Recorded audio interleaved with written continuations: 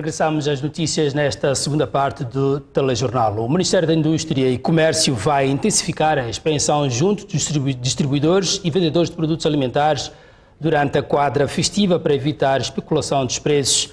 O Ministro da Indústria e Comércio, Max Tonela, apela, por isso, aos comerciantes a ganharem seus lucros de venda a partir do volume de comercialização. Temos vindo a intensificar a nossa atividade inspectiva através da Inspeção Nacional da Atividade Económica em todo o país, visitando os principais distribuidores, retalhistas, bem como a indústria alimentar que fornece produtos. E nesse quadro o objetivo é assegurar a estabilidade de preços e também evitar que existam na praça produtos fora de prazo a serem comercializados. E há penalidades que estão sendo aplicadas nos casos em que se verifica que as margens de comercialização estão acima daquilo que é razoável. Há casos concretos? Há casos concretos. No caso de Maputo já foi reportado o caso da supermercado Luz, onde constatou-se a existência de alguns produtos, óleo alimentar e arroz, que estavam a ser vendidos com preços um dobro, outro quase 3 vezes mais. O que se fez foi aplicar a respectiva multa e solicitar um mandato para a redução dos preços que aconteceu. E que apelo tem deixado? Neste caso é apelar aos agentes económicos para aproveitarem a oportunidade para aumento do volume das suas vendas, portanto aumentando o volume, os seus rendimentos, os seus lucros, aumentando o volume de vendas e não por via do aumento das margens. E em termos numéricos, quais são os casos que houve especulação de preços? Portanto, houve situações, temos num caso em Tete, em que se solicitou a redução do caso de cimento. Em Nampula também os preços por intervenção da expansão da atividade económica baixaram de 450 meticais por saco para 350 e temos também um caso em Inhambane que aconteceu ainda esta semana. Os comitês de gestão de risco de calamidades estão a ser reativados em Cabo Delgado. São ações que acontecem com o aproximar da época chuvosa, que no ano passado obrigou o deslocamento de centenas de famílias e inundou milhares de hectares nesta província que tem estado a registrar inundações nas suas principais bacias hidrográficas. No terreno está o diretor-geral do Instituto Nacional de Gestão de Calamidades. É um contacto direto para que os comitês de risco criados em diferentes comunidades, principalmente em zonas propensas à ocorrência de desastres naturais, como é o caso do distrito de Muidumbe, na província de Cabo Delgado, que está localizado na bacia do Rio Messalo. A experiência mostra que o sucesso nesta operação de gestão de risco tem em grande parte a ver com os comitês locais de gestão de risco. Eles são o braço do Instituto Nacional de Gestão de Calamidade junto das comunidades. Portanto, são eles que tudo fazem junto das comunidades para que estas não sejam afetadas durante os eventos extremos. Os comitês de risco têm a missão de mitigar o impacto dos efeitos extremos da natureza. É um trabalho voluntário, mas que hoje começa a ser visto num ângulo diferente. Nós achamos que estes comitês têm que ter alguma robustez institucional, porque até agora eles funcionam a título de voluntários. Sentimos que o papel delas é extremamente importante. Por essa razão estão a ser desenhados mecanismos de sustentabilidade destes comitês. Há projetos de renda que estão a ser desenvolvidos, alguns comitês já têm. Em Cabo Delgado, João Machatino pediu estado de prontidão e ações enérgicas dos centros operativos de emergência para evitar vítimas humanas e materiais como o que aconteceu na última época chuvosa em Cabo Delgado. Já na cidade de Pemba, que nos últimos 2 anos tem sido fortemente sacudida por chuvas intensas, o diretor-geral do INGC foi visitar o bairro de Chibobuar, a zona residencial que tem sido mais afetada ao nível da capital da província de Cabo Delgado. A maior parte dos administradores distritais desconhece as leis que regem o funcionamento da máquina da administração pública. Trata-se de uma das constatações da 7ª Reunião Nacional de Governos Locais que decorre em Nacala Porto, na província de Nampula. A decorrer em Nacala Porto e dirigida pelo Ministério de Administração Estatal e Função Pública, a 7ª Reunião Nacional dos Governos Locais constatou que o problema de desconhecimentos das normas pode ser ultrapassado se os administradores e o país investirem na capacitação dos gestores dos distritos. Segundo Manuel Rodrigues, porta-voz do encontro, é imperativo que os administradores tenham domínio, sublinhando que a formação é a pedra-chave para o bom exercício da administração pública. A constatação foi de que é preciso que os vários quadros aqui presentes dominem a legislação por forma que possam interpretar melhor e possam argumentar melhor perante as comunidades locais, por um lado, e por outro, para poder viabilizar o processo de desenvolvimento a nível das suas comunidades. A reunião aconselhou e determinou que todos os quadros dos órgãos locais do Estado devem fazer o uso destas escolas do governo. A descentralização é um dos pontos que polarizou os temas do segundo dia dos debates deste encontro, o primeiro do novo ciclo de governação. Todo este exercício visa fundamentalmente, primeiro, aproximar os serviços públicos a cidadão, aproximar os serviços da administração pública à comunidade local e também dar espaço ao envolvimento das comunidades para que elas possam estar inseridas no processo de tomada de decisão com a criação de vários conselhos consultivos locais. Para além de convidados e antigos ministros da administração estatal, participam neste encontro os administradores dos 152 distritos. Pelo menos 1.500 reclusos em situação de prisão preventiva em todo o país já excederam o tempo de permanência na prisão devido à lentidão processual. Casos existem em que os presos chegam a permanecer mais de 2 anos sob prisão preventiva para, no fim, serem inocentados. Dos cerca de 5.000 reclusos sob condição de prisão preventiva, pelo menos 1.500 encontram-se em situação extemporânea, ou seja, fora do tempo previsto na lei. Segundo o Diretor Nacional de Prisões, há reclusos que permanecem 2 anos, o dobro do tempo concebido por lei. Uma situação que mexe com a gestão das cadeias e, pior, com a liberdade dos cidadãos. Neste momento temos cerca de 2% que estão fora daquilo que são os prazos de prisão preventiva. Mesmo naqueles casos que os processos que estão com a polícia, que pode haver requerimento para prorrogar os prazos. Este prazo não pode ir para além de 1 ano, mas nós temos pessoas que estão acima de 1 ano em prisão preventiva. Então, a nossa sugestão é de que tem que haver um mecanismo para permitir que os direitos dessas pessoas não possam ser postos em causa. Como seja, no sentido de que o diretor do estabelecimento pode comunicar à entidade que tenha ordenado o internamento desta pessoa, comunicando de que esta pessoa está fora dos prazos previstos na lei. E se decorrer de um X-tempo não haver reação, o Ministério Público terá a competência para promover, portanto, a libertação desta pessoa. Prisão preventiva temos cerca de 5.000.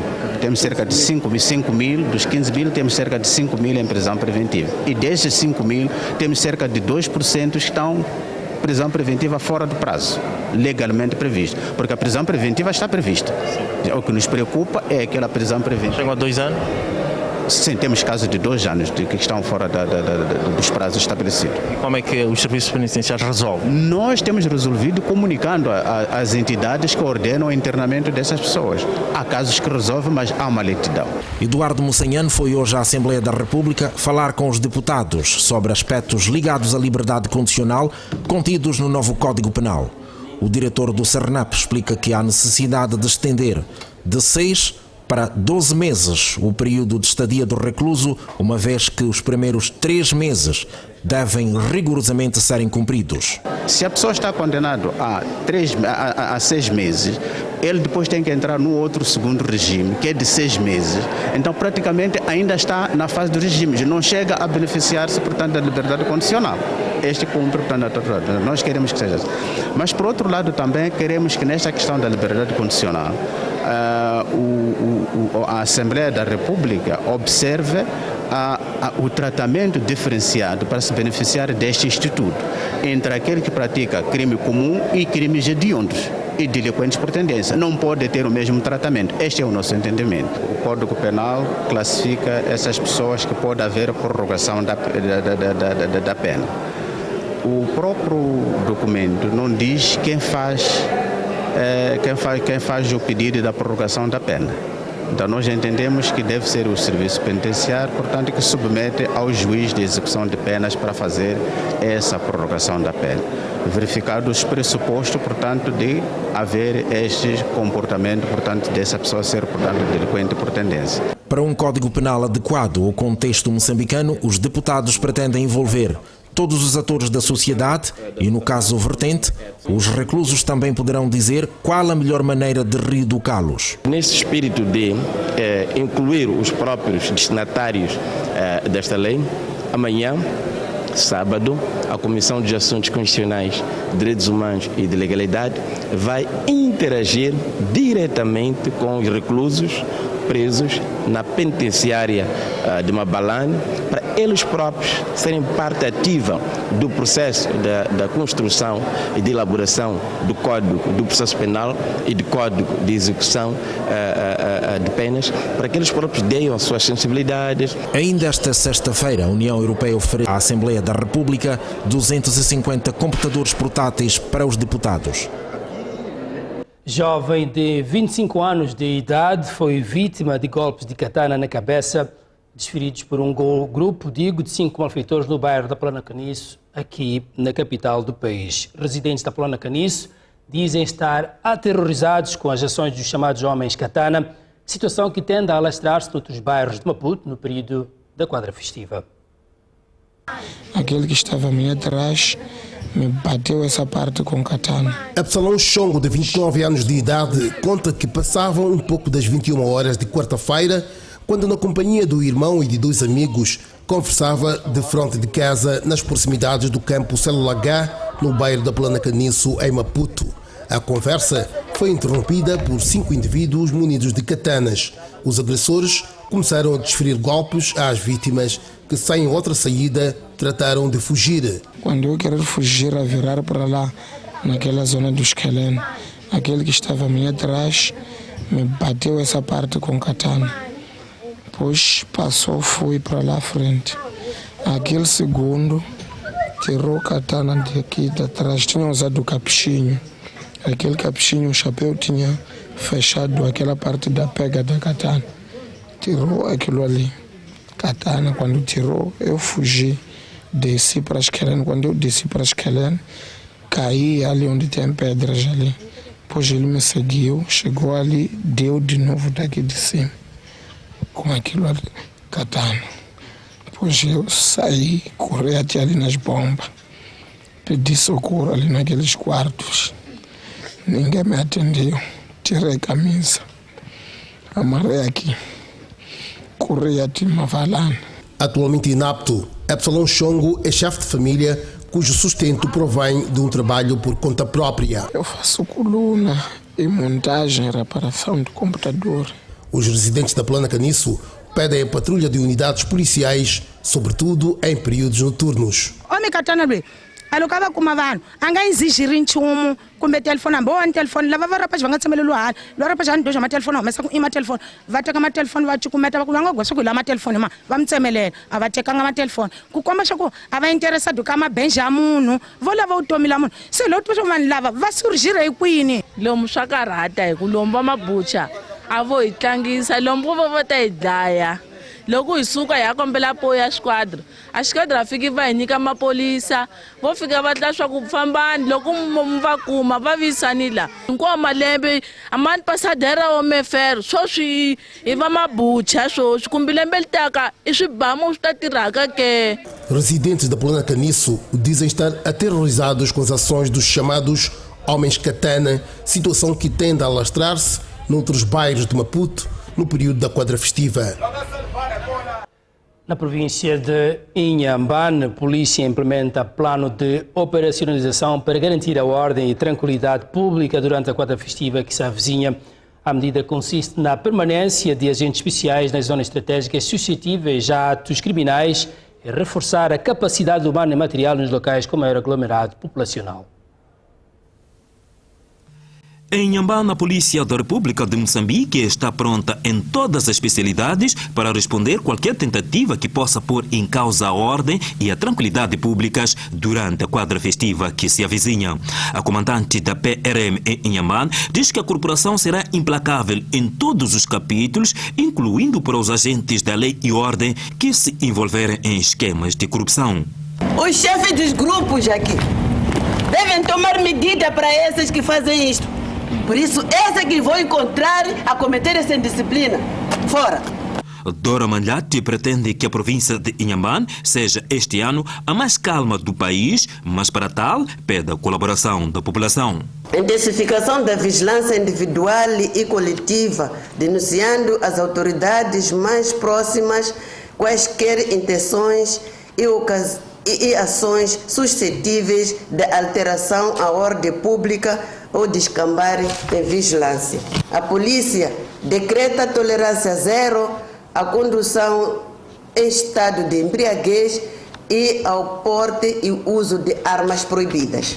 Depois da habitual parada policial para as instruções de implementação do plano de operacionalização com vista a garantir uma quadra festiva calma e ordeira, os homens da lei e ordem desfilaram pelas principais artérias da cidade de Inhambane numa clara demonstração de prontidão.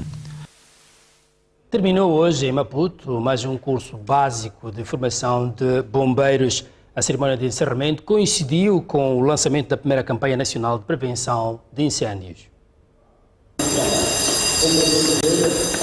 Ao todo, são 43 bombeiros que a partir de hoje passam oficialmente a integrar o Serviço Nacional de Salvação Pública. O encerramento do curso teve lugar esta sexta-feira no quartel dos bombeiros em Maputo e foi dirigido pelo vice-ministro do Interior, José Coimbra. O encerramento do curso dos bombeiros contemplou a simulação de uma operação de salvamento e combate ao incêndio como forma de aferir o nível de preparação dos novos membros do Corpo de Salvação Pública que de seguida receberam os seus diplomas. Estamos cientes dos enormes desafios que doravante iremos encarar. A nossa prontidão desde já está reavivada, pois contamos com a ajuda dos mais consolidados e experientes colegas que são a nossa vanguarda. Somos um reforço repleto de novas energias, daí que a nossa resposta será cada vez mais eficiente, rápida e consciente contra sinistros públicos. Permita-nos afirmar que terminamos este curso com a convicção de que objetivos traçados para o mesmo foram na íntegra alcançados. E como pré-avaliação disso, temos os exercícios aqui apresentados. Estamos cientes de que o apuramento de um profissional de salvação pública dá-se no dia a dia, com atividades práticas no teatro de operações, participando na realização de inspeções, vistorias, combate a incêndios e salvamento de pessoas e bens, entre outros. Foram premiados os que mais se aplicaram neste curso de formação de bombeiros. A bombeira Sandra ocupou o primeiro lugar. O encerramento deste curso dos bombeiros coincide com o lançamento da primeira campanha nacional de prevenção de incêndios.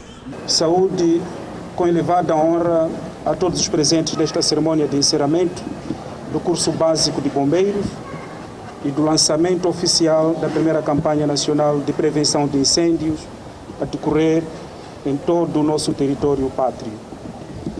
Queremos saudar em particular os finalistas do curso básico pela coragem e dedicação que tiveram ao longo da vossa formação.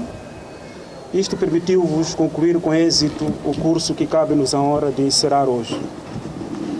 Acreditamos que dele colheram os conhecimentos, bem como as técnicas necessárias que vão habilitar-vos a enfrentar os desafios que vos esperam no exercício da nobre missão, a missão de salvar vidas e bens dos cidadãos. Endereçamos igualmente uma palavra de apreço a todos os funcionários do Serviço Nacional de Salvação Pública que no seu dia a dia têm demonstrado uma postura profissional e alto sentido de missão nas mais variadas frentes de prevenção de riscos, combate a incêndios, socorro e salvação de pessoas e bens. Com a campanha de prevenção de incêndio ora lançada, o SENSAP pretende evitar a ocorrência deste tipo de sinistros através de palestras, fiscalização em locais públicos e privados.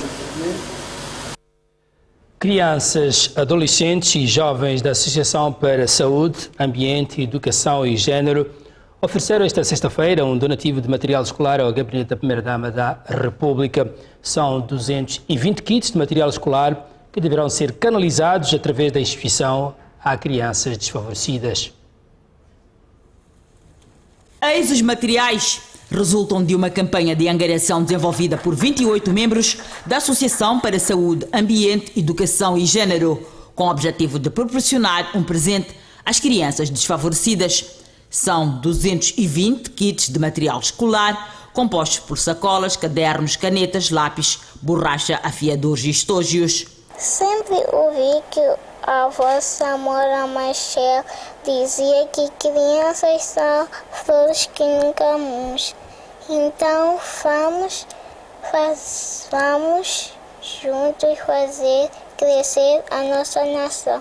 Gostaríamos de incentivar aos outros jovens a promoverem atividades de caráter social, educativo, cívico e de solidariedade para sempre que possível, para que todos juntos façamos a diferença. A Primeira-Dama da República enalteceu o gesto.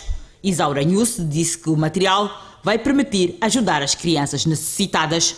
Um gesto que eu considero muito nobre, um gesto que vai, de certa maneira, comover a todos os moçambicanos, a todos os jovens da vossa idade, creio eu, e não só, os adultos, estes que têm sido nossos parceiros, e penso que vão ficar comovidos em continuar a nos apoiar os jovens que tomaram esta iniciativa e provavelmente a outros jovens que vão também aderir a esta campanha de solidariedade e pedir que continuem assim, porque só assim é que nós podemos crescer, desenvolver o nosso país.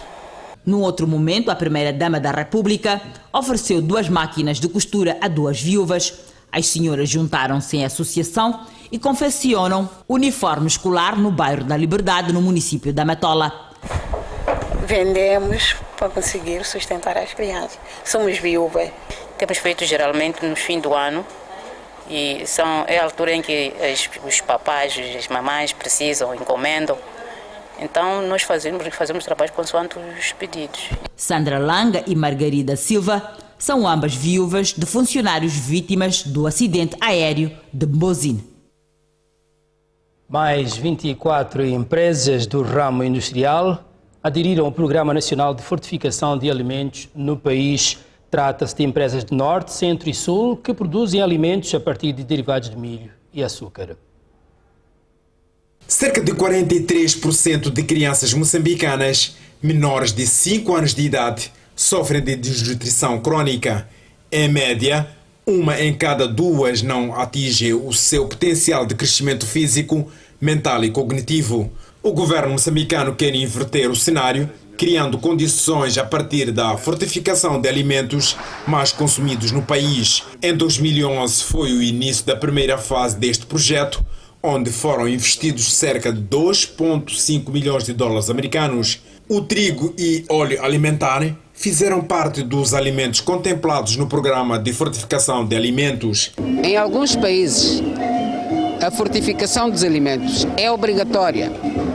Em outros países como o nosso, ainda estamos a trabalhar nas leis para garantir que esta fortificação ocorra de forma mais regular e de forma mais sustentável. Depois de trigo e óleo, a aposta é mesmo para a produção de milho e açúcar, produtos que se têm revelado importantes porque, para além de consumo familiar, fazem parte da economia das famílias. Esta cerimónia de lançamento da segunda fase deste programa de fortificação a nível nacional de alimentos, que deverá contar com 24 unidades fabris e permitir o alargamento do leque de produtos alimentares fortificados, passando, portanto, a incluir a farinha de milho e o açúcar.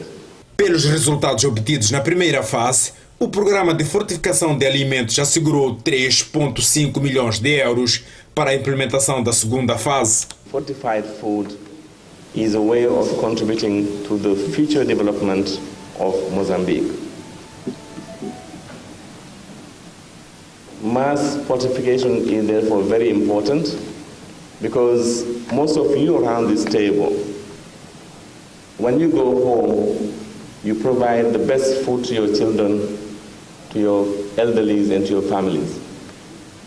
When you go to Nakala, when you go to Beira, there are people who can't afford the sweet and beautiful thing that we can afford from game.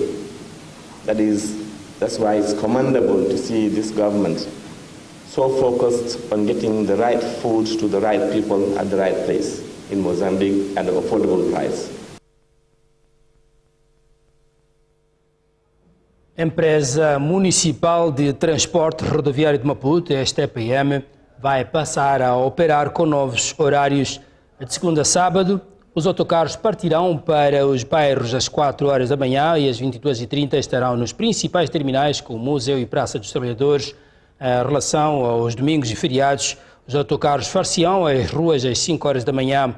Os novos horários foram harmonizados com o horário de encerramento das instituições públicas e privadas, incluindo instituições públicas. Com esta medida, a empresa dos transportes rodoviário de Maputo pretende ainda melhorar a prestação de serviços, garantindo a segurança rodoviária, evitando a fadiga nas tripulações, reduzir o custo das operações e racionalizar os meios. A empresa Green Road Moçambique lidera o ranking 2015 das 100 melhores empresas de Moçambique. Pelo segundo ano consecutivo, a Mozal, a empresa do ramo de alumínio, é a maior empresa por volume de negócios. A Green Road lidera a lista das 100 melhores empresas de Moçambique no ranking da KPMG. A 17ª edição da pesquisa distingue igualmente a Mozal como a primeira empresa em termos de volumes de negócios no país. A hidroelétrica Caorabassa coube o prémio de maior empresa com capitais privados moçambicanos. A Sociedade de Notícias foi eleita a maior empresa por rentabilidade de capitais próprios. A Osel Odebrecht, no exterior, por ser a empresa que pela primeira vez entra no ranking, colocando-se numa posição destacável. A DataServe registrou a maior subida no ranking em relação ao ano anterior. Um prêmio, acima de tudo, para os trabalhadores da Mozal, pela sua dedicação, pelo seu esforço, pelo seu empenho e, em momentos adversos, souberam suportar todas as dificuldades e elevar-se acima dessas dificuldades e colocar a empresa no patamar em que está. Isso representa maturidade e trabalho em equipe. Esta pesquisa tem como objetivos principais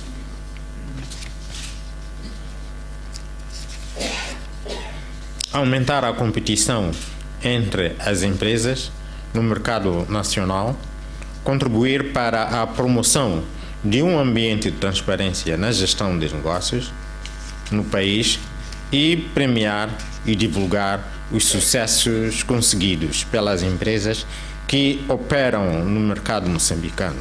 Na ocasião, o Primeiro-Ministro disse que a pesquisa constitui um dos instrumentos valiosos colocados à disposição do Governo e do público em geral para a avaliação das principais empresas que operam no mercado moçambicano, formulando ilações sobre o seu desempenho, tornando em consideração variáveis económicas e sociais. Esta pesquisa apresenta-se como um elemento essencial na busca de maior competitividade entre os principais operadores no mercado nacional e como instrumento que permite aferir o progresso da nossa integração na economia mundial.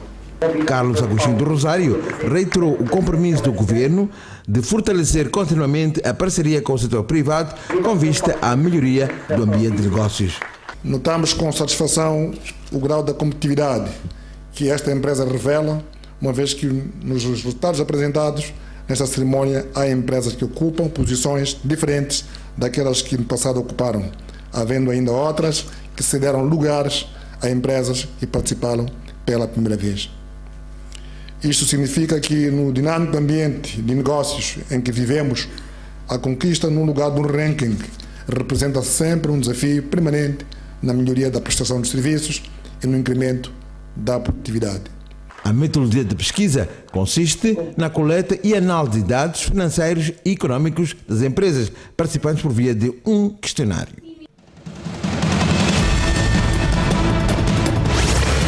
Após o colapso eleitoral, Nicolás Maduro reestrutura o governo para enfrentar novo cenário político na Venezuela. Vamos a mais um breve intervalo. Regressamos já já.